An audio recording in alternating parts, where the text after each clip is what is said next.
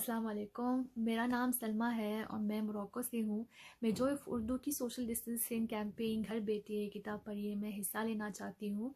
इसलिए मैं आज फिर साहब की नुस्ख़ा वफ़ा से एक शेर बहुत शौक़ से आपको पढ़कर सुनाना चाहती हूँ।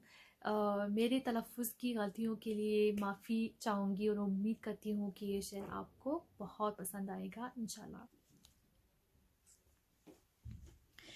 शम्मे फिराक अब न पूछ, आई और आ के टल गई।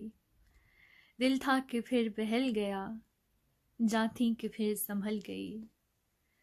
बज़्म ख़याल में तेरी हुस्न की शम्मा जल गई। दर्द की चांद बुझ गया, हिज्र की रात ढल गई।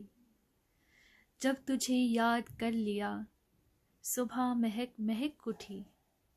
जब तेरा गम जगा लिया, रात मचल मचल गई।